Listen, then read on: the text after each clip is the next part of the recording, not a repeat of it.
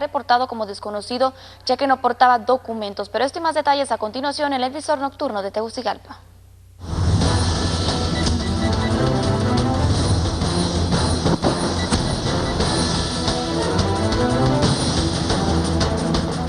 Mientras se habla de la famosa Operación Relámpago, de 4 impactos de bala fue abatido en la colonia Bellavista de Comayagüela un joven de unos 20 años de edad. Autoridades solo reportaron que no portaba documentos.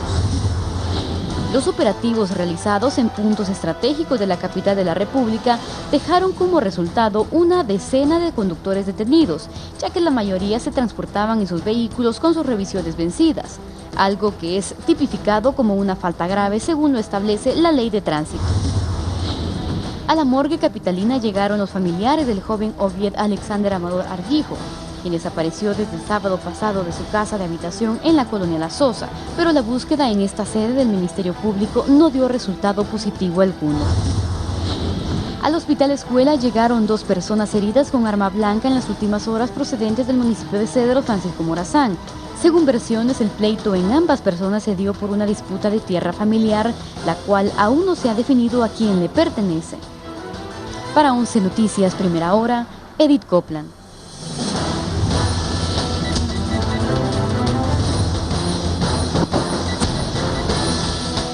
Mientras esto pasaba en Tegucigalpa, en la zona sur del país, en la zona norte, sicarios agredían a un hombre. Según la policía, este tenía antecedentes penales. Y más en el resumen de San Pedro Sula.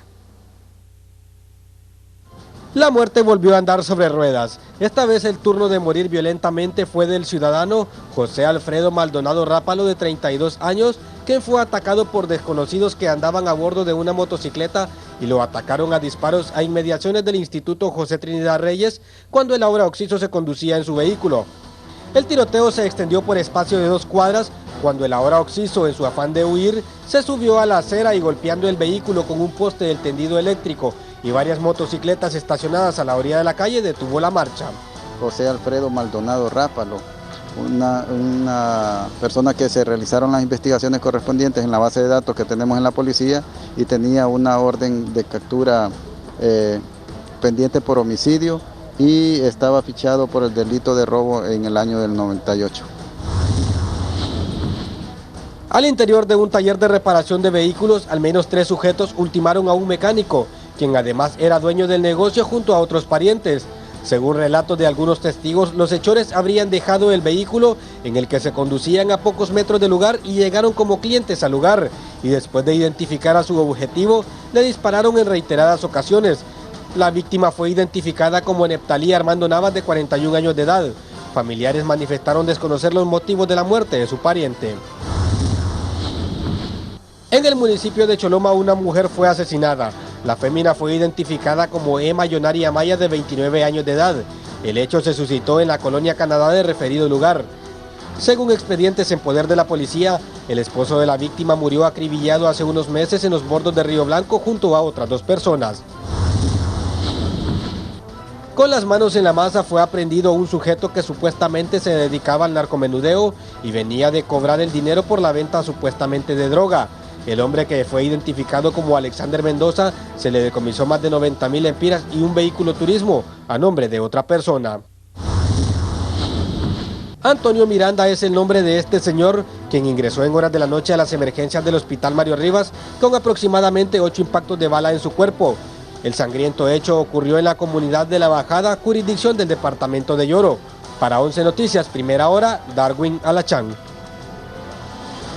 Ponga mucha atención a este hecho insólito. Miembros de la policía han despojado a un niño de su dinero. Él lo había obtenido a través de la venta de tortillas. Tulisa Mercado nos amplía. Ni los vendedores de tortillas se salvan de los actos delictivos de agentes policiales.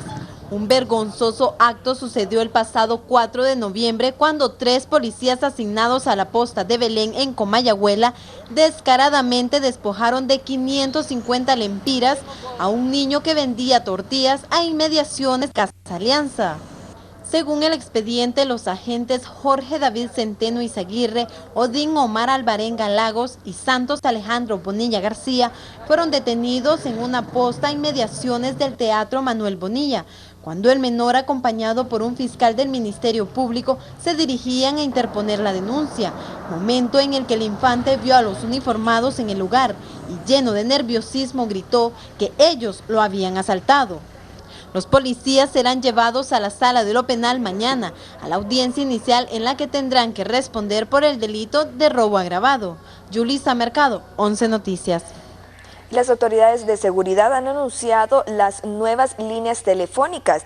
Son el 2222 SEGU para celulares y el 822 SEGU para teléfonos fijos, que estarán a disposición para que la población denuncie los retenes ilegales. Los retenes estarán compuestos por una radiopatrulla, un oficial al mando y un mínimo de 8 elementos policiales plenamente identificados. Ahora la autorización de un retén será solamente expedida por el jefe operativo o jefe general de la metropolitana, con el fin de llevar un mejor control y evitar que los hondureños sean extorsionados por policías y retenes ilegales.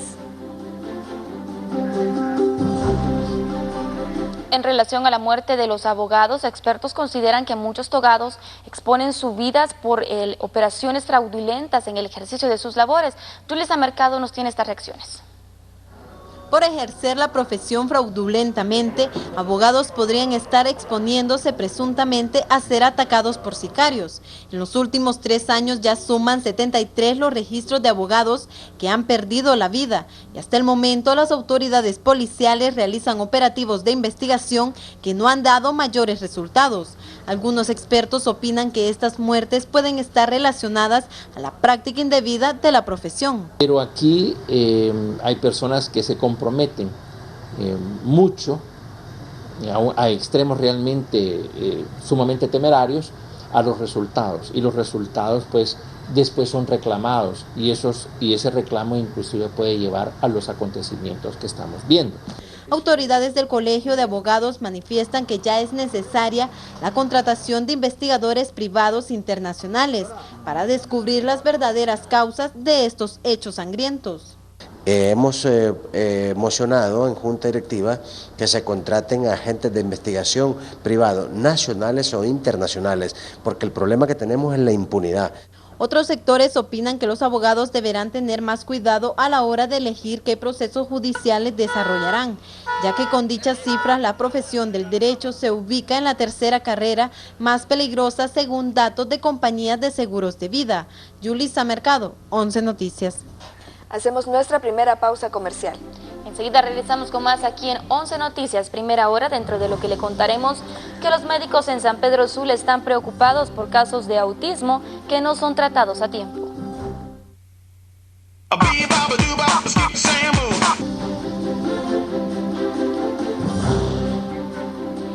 Iniciamos este segmento informativo con todo lo relacionado a la economía. Se ha dado a conocer que Honduras cerrará en este año con un aumento del 3% en el turismo. Raúl Morazán con los detalles. Honduras espera cerrar 2011 con un incremento en el número de turistas del 3% con España e Italia como sus principales mercados europeos. Así lo confirmó en Londres la viceministra de Turismo hondureña Cynthia Bennett. El gobierno hondureño también está invirtiendo en programas para fomentar el turismo intrarregional. Honduras registró durante la crisis un pequeño incremento en el número de visitantes, aseguró la funcionaria durante la Feria de Turismo de Londres, que se celebra en el recinto de Excel en el este de la capital. Bennett indicó que Europa ha aportado hasta ahora a Honduras alrededor de unos 90.000 turistas al año, pero precisó que esta región supone aún para su país un mercado incipiente. En el país se ha notado una subida del turismo europeo durante 2011, procedente sobre todo de España e Italia, con unas 15.000 llegadas al año de visitantes españoles y 20.000 de italianos. Ello se debió a la conectividad y al mayor acceso a Honduras. Bennett también señaló que Honduras está trabajando ya para ese objetivo. Centroamérica como región ha declarado el 2012 como el año del turismo sostenible y todas las políticas y acciones en el próximo año irán dirigidas hacia esa declaración. Para 11 Noticias, primera hora, Raúl Morazán. Y para incentivar esta industria sin chimenea o el turismo, este fin de semana comienza el proyecto La Ceiba abierta a los negocios. Veamos. La ministra de Turismo, Nelly Jerez, informó que el próximo fin de semana arranca la campaña La Ceiba Abierta al Turismo, que pretende atraer visitantes principalmente nacionales. La funcionaria indicó que a la inauguración de la campaña asistieron la designada presidencial y ministra de la Presidencia, María Antonieta Guillén de Bográn, el ministro de Relaciones Exteriores, Arturo Corrales, el vicecanciller Alden Rivera, el alcalde de La Ceiba, Carlos Aguilar, empresarios del rubro, fuerzas vivas y la comunidad de esa ciudad puerto. Jerez detalló que la campaña consiste en que los empresarios de La Ceiba ofrecerán a los turistas grandes promociones como el 2x1 en hoteles, restaurantes y otros servicios. Añadió que el objetivo es principalmente atraer el turismo interno para levantar el potencial que tiene La Ceiba, en especial naturaleza y aventura. En ese sentido, La Ceiba espera recibir este fin de semana unos 1.500 turistas que van a poder disfrutar de las excelentes promociones. La ministra indicó que la Secretaría de Turismo se encargará de hacer las promociones de la campaña, que se extenderán también a otras zonas del país. Para 11 Noticias, Primera Hora, Edith Copland. Nuestra compañera Edith Copland continúa informándonos que el Fondo Monetario Internacional, la misión del Fondo Monetario Internacional, ya se encuentra en Honduras. ¿Con qué objetivo? Veamos. La misión del Fondo Monetario Internacional arribó este miércoles a Honduras para evaluar el cumplimiento del programa Stand-by de 18 meses que se vence en marzo del 2012. El jefe de la delegación dijo que la misión permanecerá 10 días en el país, durante las cuales se reunirá con el presidente Porfirio Lobo Sosa y autoridades del gabinete económico. Fiscal y monetaria también. La totalidad del desempeño económico del país. Ante la llegada de esta misión, representantes del gabinete económico expresan estar preparados para ser evaluados. Estamos preparados para presentarle a ellos las valoraciones que se han hecho y igualmente para que ellos puedan hacer su análisis exhaustivo, como siempre lo hacen en una misión que dura aproximadamente 10 días. A pesar de las expectativas que tiene el gobierno por la llegada de esta misión, economistas consideran que aún hay problemas que tienen que resolverse. En el tema de la atracción de inversiones, en el tema de la seguridad, que es un clamor del pueblo hondureño. Esos son aspectos que hay que mejorar. El acuerdo con el Fondo Monetario Internacional supone para Honduras el acceso a recursos de la comunidad internacional en apoyo presupuestario y la ejecución de proyectos sociales orientados a combatir la pobreza, flagelo que afecta a más del 60% de los 8 millones de hondureños. La misión del Fondo Monetario Internacional informará al final de su visita sobre las negociaciones con las autoridades hondureñas. Con la cámara de Oscar Flores para 11 Noticias. Separamos unos instantes de las informaciones. En breve regresamos con más de 11 Noticias, Primera Hora. Al regresar le informaremos a profundidad sobre las facultades que podrían tener los militares si se aprueba una propuesta en el Congreso Nacional.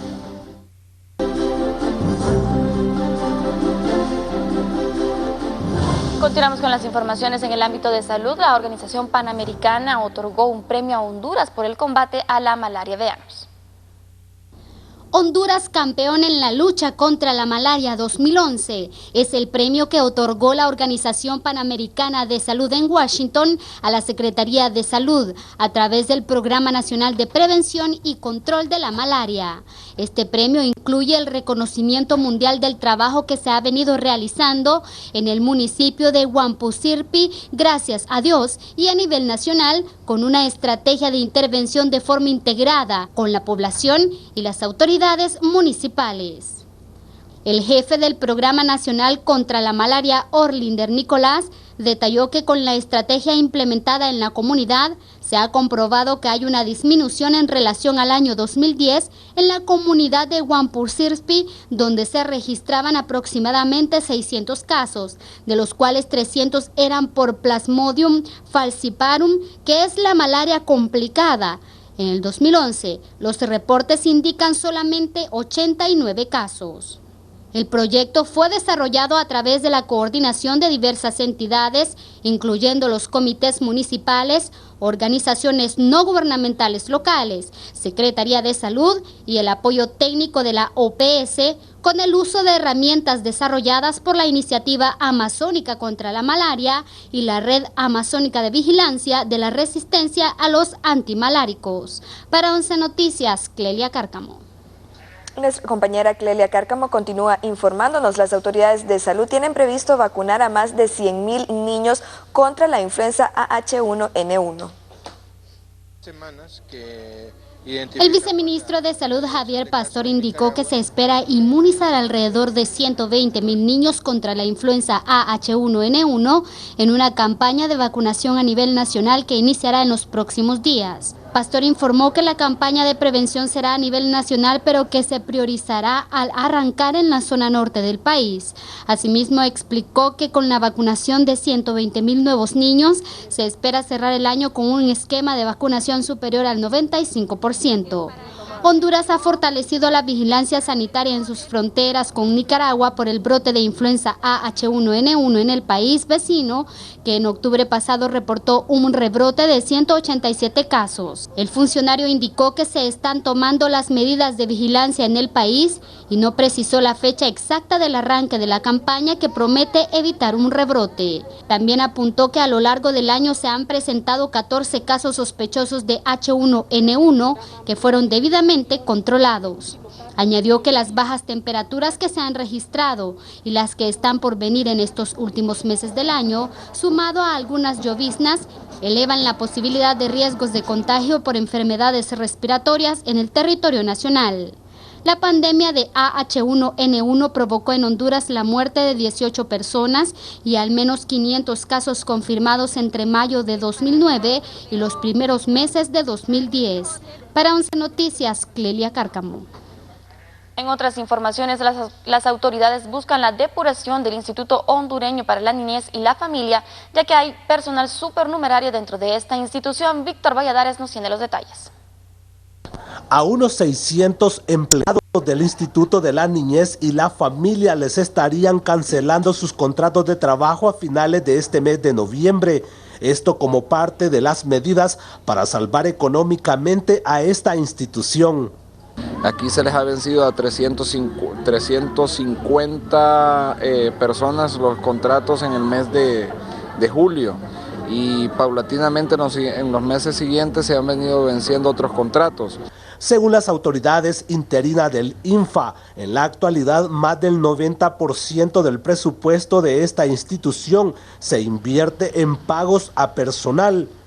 93% del presupuesto del INFA se va en personal, lo que nos indica pues que el 7% es lo que se destina para que los centros puedan tener alimentación y medicamentos para los niños.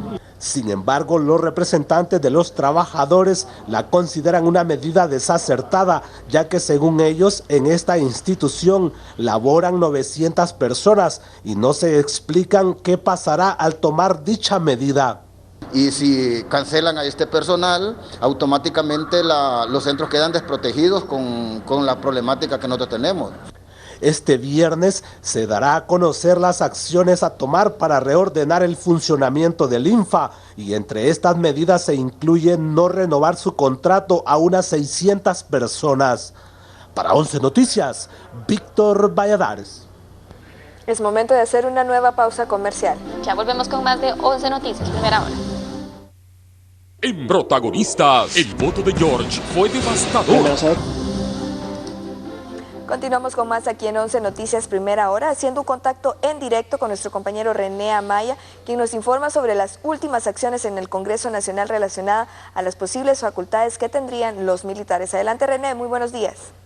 Buenos días, compañeros, así es, anoche se ha tocado el tema de darle unas ciertas recomendaciones por parte del Congreso Nacional al Ejecutivo para que de inmediato, en el término de 24 a 48 horas, convoque a Consejo de Ministros y declarar estado de emergencia en la Policía Nacional.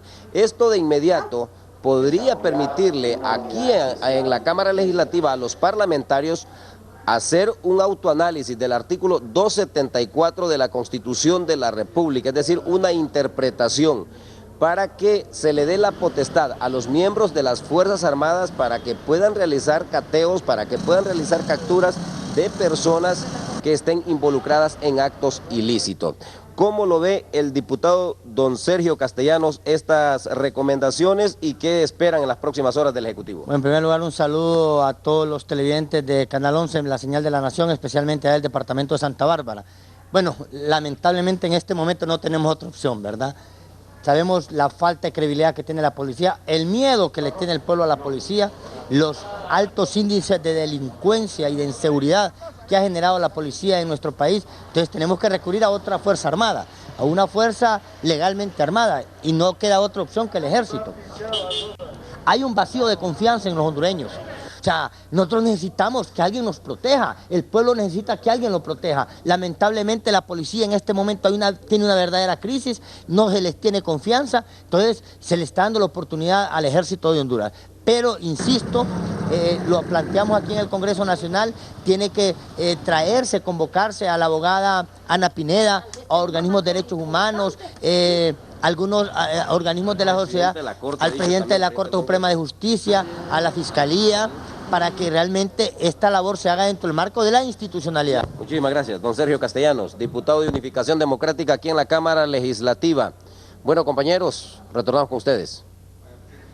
Muchas gracias, René Amaya, que nos daba este completo informe desde el Congreso Nacional. Y es que esta iniciativa nace de la necesidad de combatir la inseguridad y la violencia que día a día incrementa en el país, y los hondureños solicitan al gobierno y piden a gritos que pues les proporcione seguridad ciudadana, y pues también ya que la policía se ha visto involucrada en actos irregulares que, como lo decía el diputado Sergio Castellanos, ha generado cierta desconfianza en la población. Pero para ampliar sobre este tema a profundidad, se encuentra en nuestros estudios el diputado Germán Leicelar con nuestro compañero Roberto Reyes. Adelante.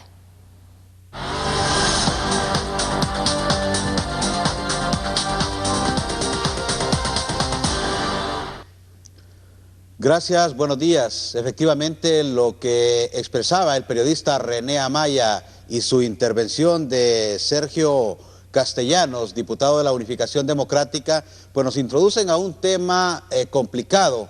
Y es un tema complicado porque, si bien es cierto, todos en Honduras estamos luchando contra la delincuencia y buscando un clima de paz, también es cierto que hay ciertos elementos que hay que hablar sobre este tema.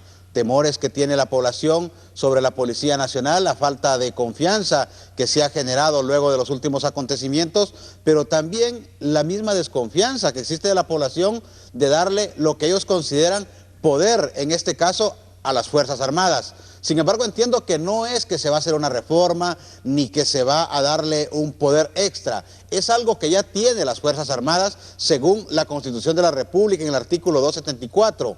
El asunto es que las Fuerzas Armadas necesitan, o mejor dicho, tiene que existir el elemento de emergencia en materia de seguridad para que las Fuerzas Armadas puedan asumir este papel del cual ahora se les quiere o se les está pues pidiendo que intervengan. Para esto hemos invitado al señor Germán Leicelar, reconocido diputado del Congreso Nacional. Él representa a la bancada del PINU, para que ampliemos y profundicemos de esto. Don Germán, buenos días. Un placer. Sí, pues mire, yo creo que esto es importante tanto para la prensa como para toda la sociedad en general y a la población explicar este problema. Este es un problema de garantizar el cumplimiento constitucional. Uno, que en este momento de crisis que está viviendo el país con los altos índices de inseguridad, porque no solo es tema de delincuencia, es de inseguridad en términos del contexto general. Entonces, la Constitución de la República, como usted lo manifestaba con toda propiedad, tiene el artículo 274 que forma parte de todo lo que es el capítulo de defensa y seguridad parte del principio de lo que es el monopolio de la fuerza. El monopolio de la fuerza es la facultad que tiene el Estado de mantener la fuerza en función de garantizar tanto la seguridad externa como la seguridad interna del país.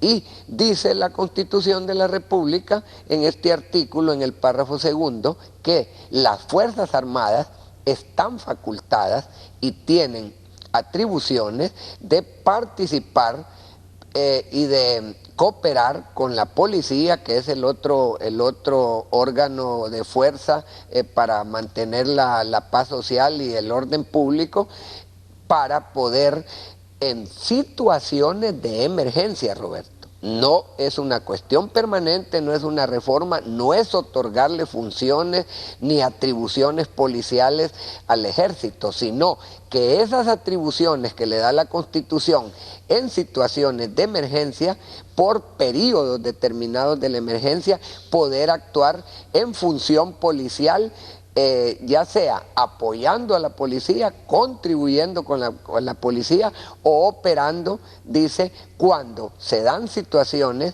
en las cuales por emergencias de fenómenos naturales, crisis que se puedan producir pues por inundaciones, terremotos o cualquier cosa, pero aparte dice que el ejército puede actuar de inmediato dentro del marco policial en que, cuando se dan situaciones, dice, de que se pongan en riesgo los bienes y la seguridad de las personas.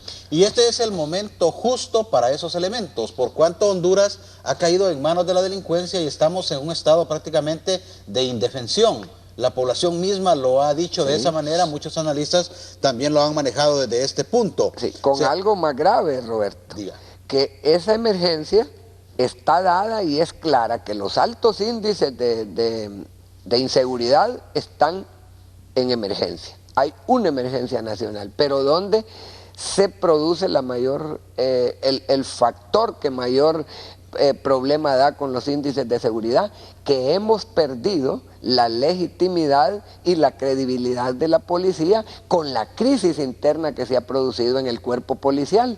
Frente a eso queda un vacío. ¿Quién va a llenar ese vacío?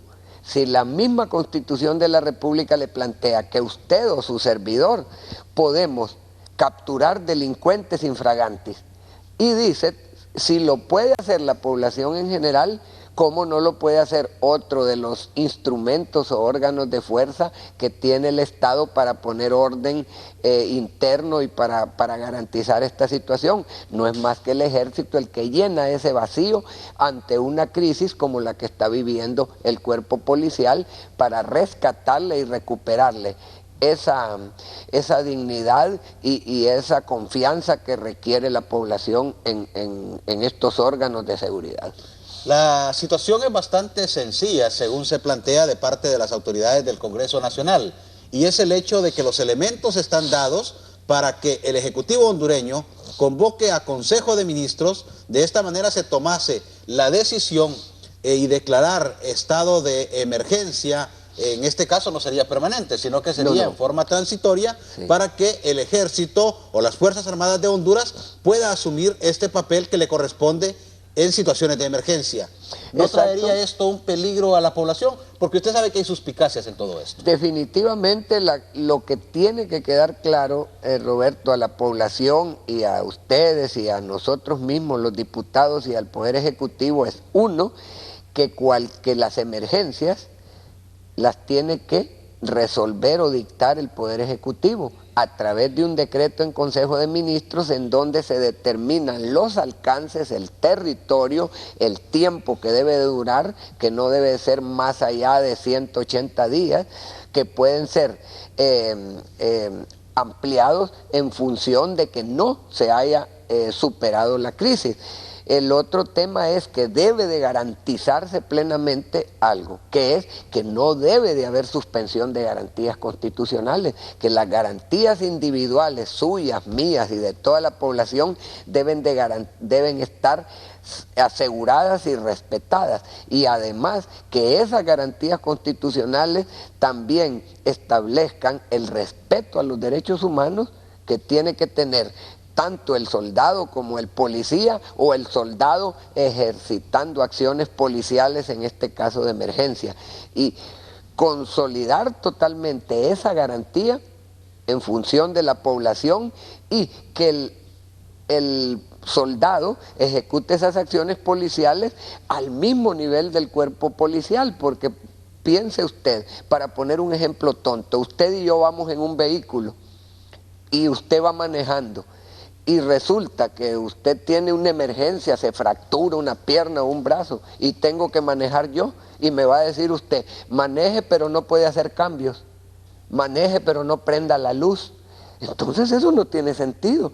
La Constitución define el contexto de la participación del cuerpo policial para que absorba esas funciones temporalmente en colaboración de garantizar que el bien jurídico que se llama protección de la ciudadanía. Es decir, no se trata solamente de que las Fuerzas Armadas acompañen a la policía en estas operaciones que se están haciendo ya en forma continua, sino que ellos también puedan accionar y no tengan ese obstáculo, esa dificultad.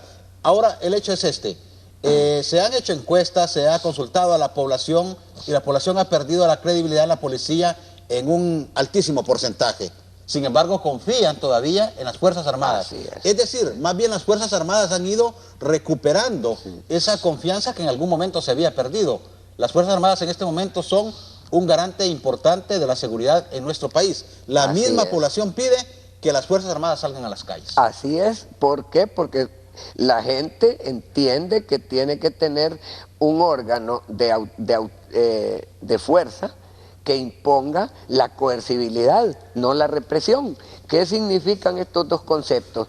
Usted tiene la coercibilidad, que es un principio jurídico que se manifiesta en la voluntad, Roberto, que usted y la población tienen de cumplir y respetar la ley y de respetar la autoridad, porque tiene la coercibilidad, pero esa coercibilidad está íntimamente ligada con el monopolio de la fuerza. ¿Qué es la fuerza? Que la fuerza implica que puede reprimir los actos en donde los ciudadanos tienden a violentar la ley o a irrespetar la paz y el orden público. Entonces, eso lo tiene que hacer un órgano, los órganos armados que ponen orden en el sistema, en un sistema social. En este momento, uno de los sistemas, que es el policial, como usted lo ha dicho con toda propiedad, se encuentra en una crisis interna, por todas las razones que todos conocemos. Y que recuerde una cosa, la policía es fundamental para el orden público y lo que ha pasado en la policía no debe ser un acto para destruir a la policía, sino para reflexionar en mejorarla, darle todos los elementos necesarios en el marco laboral, en el marco de seguridad social, en el marco de previsión social a este cuerpo policial para reivindicarlo, volver a ganar esa confianza y volver a estructurar una policía que se convierta en ese instrumento que requiere el Estado para tener el grado de coercibilidad y el grado de represión que se requiere para mantener el orden público y la paz en el país. Escuchaba ayer a la viceministra recién nombrada, Coralia Rivera Ramos, que decía que ayudar a la población a denunciar los retenes ilegales, es decir, los retenes que no son de la policía o algo que se está haciendo al margen de la ley, que la población debe observar que deben haber más de 8 agentes, 8 o más agentes en un retén. Debe estar la patrulla policial y una serie de características más que todos conocemos. Pregunto, ¿por qué, si se tiene tanta desconfianza de estos retenes, la población tiembla cuando hay un retén policial? Y a veces hasta hay personas que van con su teléfono en una llamada permanente.